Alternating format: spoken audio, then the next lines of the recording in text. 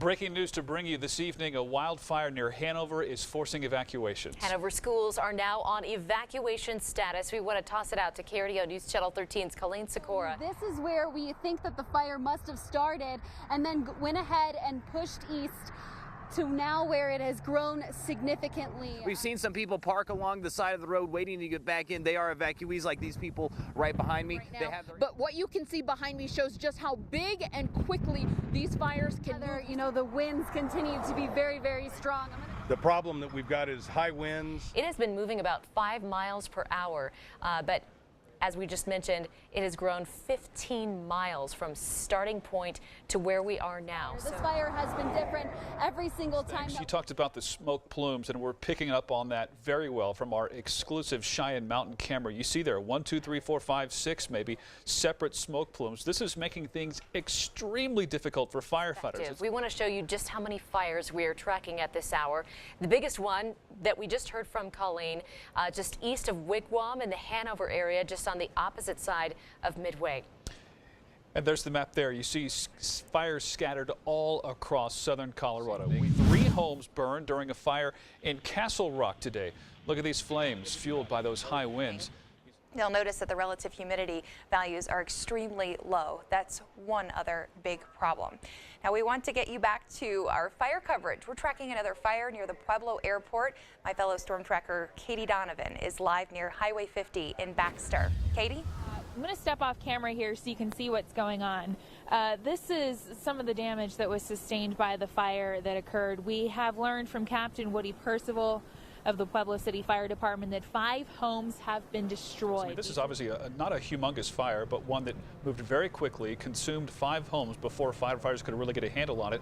And it's not like they're going to be able to just leave this thing and go fight other fires. With today's winds, even that smoke coming off of there could turn into a flame, I mean, in a moment's notice. Wind and fire, a destructive combination. At least a dozen structures burned. We lost our motorhome and everything we own. Medicine, our insulin, everything. My heart medicine. Everything. We lost everything. Our motorhome Pictures. burnt down to the ground. That couple's story shared by so many others today. We're not gaining any ground on containment in any way. From Hanover to Pueblo County, team coverage of this relentless fire day. Tonight there is zero containment of the 117 fire that broke out along I-25 near Wigwam earlier this afternoon. Even tonight you can see the glow of the fire from our Cheyenne Mountain camera. The winds are now blowing towards the south, prompting a pre-evacuation of the Pueblo Chemical Depot, although the chemical weapons stored there are heavily protected from catching fire. El Paso County Sheriff Bill Elder said a short time ago they are still in a rescue mode to protect everyone in the fire's path, not focusing on trying to contain it. A last report, 10 structures were lost, including at least a few homes. The sheriff said crews plan to begin attacking the fire tomorrow morning with the help of new resources from the state as well as Fort Carson. And let's get you out live to KRDO News Channel 13's Colleen Sikora. She's been tracking the fire since it broke out this afternoon. She has the latest tonight from county leaders. Colleen? Yeah, Bart and Heather, the big update tonight from Sheriff Elder is that the winds have shifted south, but the winds here remain strong, leaving crews still fighting to contain the 117 fire. Combine strong, unrelenting winds with dry fuels. This fire took off out there in very, very short order because of those high winds. Leaves the sun setting on the 117 fire Tuesday without knowing how big it is, sparking on the side of I-25, leaving at least 10 structures and a sheriff's patrol car burned. We're still in a rescue mode and a search mode. We're not gaining any ground on containment in any way. So it's going to be a long night for the firefighters that are on the line. Roughly 200 firefighters and 50 law enforcement officers fighting for containment. Sheriff Elder's message to those evacuated: be safe.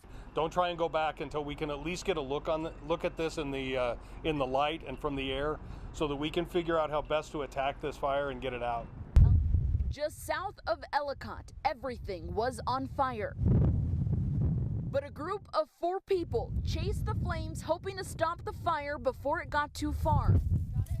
We got When there's a fire in this part of the country, everybody shows up to help.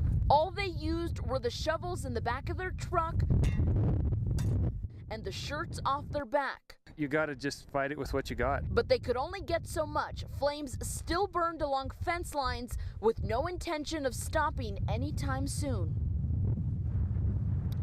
Now the sky has gone dark, but you can still see the glow of the flames just to the south of us. It's still obvious that that fire is still burning and burning hot. We're going to keep track of it all night and through the morning. Tonight, homes south of Highway 50 and Baxter Road remain evacuated, but that fire is 100% contained. News Channel 13's Scott Harrison shows us the sad aftermath. Of all of the fires we've seen this spring, this was one of the worst. Burning homes here down to nothing. Just smoky rubble remains with occasional patches of flames. For neighbors like Betty Shepard, fire in these conditions isn't surprising. We've lived in the same house since I was 5 years old, and I've never seen it like this. So dry. But the sight of this loss is devastating. I was coming home and they just stopped me. So it was about 3:30. Shepard's house is okay, but authorities won't let her pass the roadblock.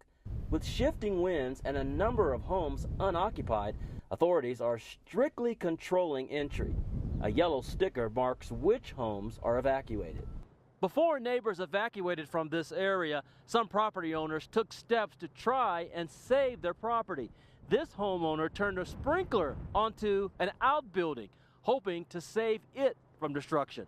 People are doing little things to help firefighters cope with our continued dry, windy weather. Perfect storm today of all the worst fire conditions you can imagine.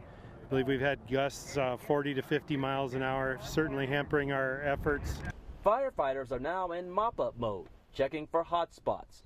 The cause remains under investigation. This fire burned just a few miles west of where that wildfire in Boone raged last week. At this point, it's been so dry and so windy, many people are wondering, when will this all end? And the people that were ready for it were ready for it. And the people that weren't, they lost. And we weren't lucky. We weren't the lucky ones. The Herberts went to pick up their grandson from school in Fountain, only to return to a smothering trailer. The only thing they have left is their PT Cruiser and the clothes on their backs. I thought it was just going to be another regular day. Sad, I had everything in there. There was animals everywhere. And all the houses around us just got burnt.